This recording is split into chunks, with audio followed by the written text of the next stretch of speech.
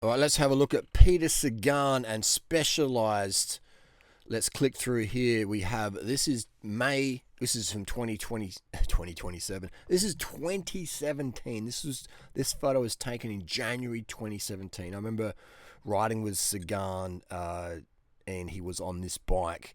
Now, people are like, what's going on? Like, he used this bike for the first crit stage, and then he switched over to his rim brake version. All right, and we have proof of that because this is dated in 2017 January. So this is on the later stage, and this is 2018. So we went back to rim brakes. He was not impressed with disc brakes, and Specialized like, how can we get Sagan onto disc brakes? Because Specialized wanted to push the industry over to the disc because it can, you sell something new. You know, people, these S Works tarmac SL6s and 5s and 4s are just so good. Why would you, why would you anything else? So they go, how can we make it different? How can we make people, trick them into an upgrade? And they use Peter Sagan to do that. But Peter Sagan fucking hated discs, and proof of that is when he rode this bike, he actually, this came direct from a Specialized employee, he disliked the weight of this bike so much, he did gutter jumps to crack these rims, all right, to destroy the bike basically, so he could get back on his rim brake bike. This is facts, okay? And I did mention that a little bit in previous, but again, if you're in the circle, you know this story is true. Okay, it's not just durianrider hearsay. So Peter Sagan hated the bike so much, he did gutter jumps around Adelaide Vic Square, down Carrington Street, etc., hitting gutters, cracking these carbon rims. The bike's fucked, I can't ride it. Give me the rim brake venge. Okay. Now he is contracted to ride what Specialized want him to ride, but in 2018. He's like, I want the lightest bike as possible. So you see him here in Two Down Under. He's on his tarmac rim brake. Okay, fantastic bike. These bikes are really great to ride. And if we click here, we can see the 2018. We'll go back to here. We'll go back to the exact date on this one, just so we have that timestamp. 2018 Tour Down Under, Tour Down Under Australia edition, France. 2019 is. Peter was here then, the January 19th, 2018 rather. All right, so he's on the rim brake. So there we go, timestamps, we love it. But with 2017, disc brake. So if disc brakes is so good, how come Peter went back to rim brakes when he had the choice? Okay, now what Specialized did is they're like, fuck, we've got all these disc brake bikes coming, we need Sagan to sell them. And they paid Peter just over $1 million euro to ride disc brakes exclusively, barring one stage, for the 2018 Tour de France. Okay, and 2018 was really peak Sagan year. Like anything he touched was just sold and turned to gold. Okay, simple as that. So he is on the disc brakes for that, and boom, rest is history. And that's how we got, or not we, but you guys out there who believe disc brakes is what the World Tour riders want. Peter Sagan was paid a €1 million bonus. So if disc brakes did offer the advantage, then why would a rider need $1 million, €1 million to ride disc brakes in the Tour de France? Why is that? Good question to ask, isn't it? If disc brakes are so good, how come when Peter Sagan had them, he opted to destroy the bike and ride the rim brake version? All right, why is that?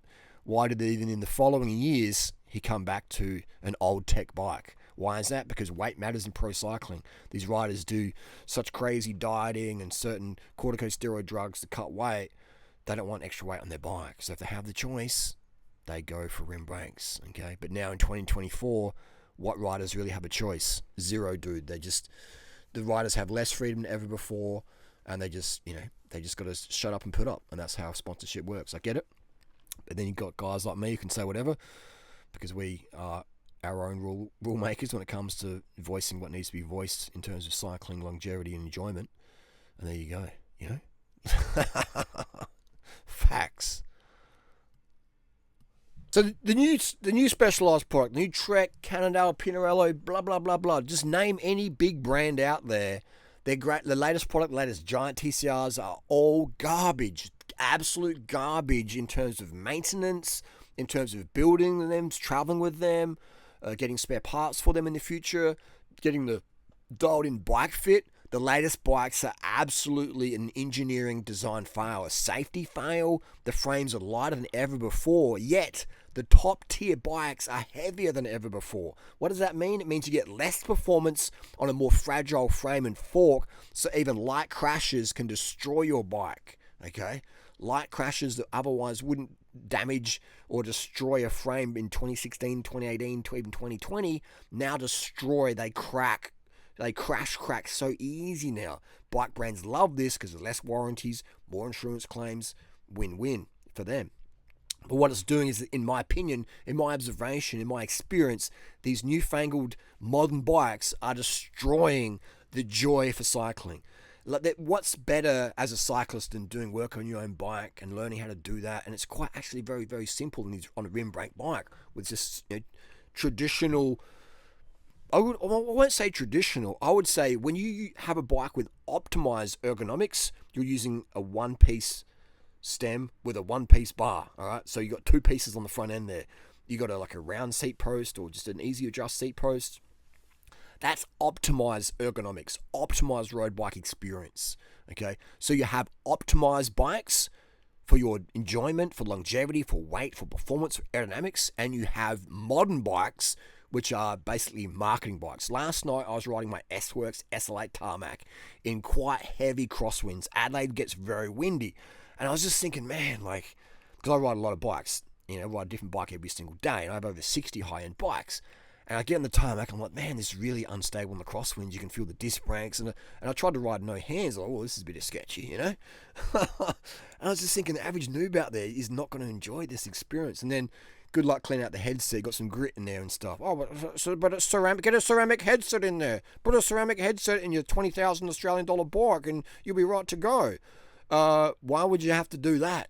Or what about cleaning the grit away from the carbon surfaces? Okay, that's going to prematurely wear out your internal diameters on your head tube there. All right, checking your fork steerer now is a faff.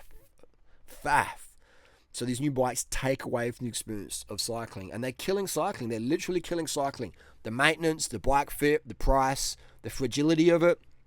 What people in your family or your circle are going to see how much your new bike costs, and then the maintenance of it, and it's cracked, and it's got to take it to the carbon repair, and I've got sore backs, I can't do a bike fit because I've got this stupid one-piece bar stem combo. I want to rotate my bars a bit more. It's just fucking.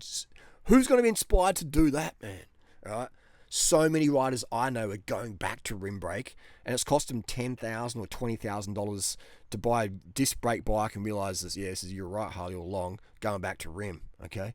So many people regret selling their rim brake bike and upgrading to road disc. This is facts. This is absolute fucking facts.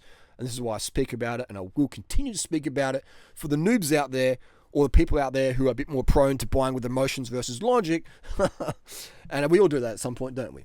So I spend my money, putting the work in there to prove it. I run the tests. These new bikes are slower than ever before. They're harder to work on than ever before. They're more fragile.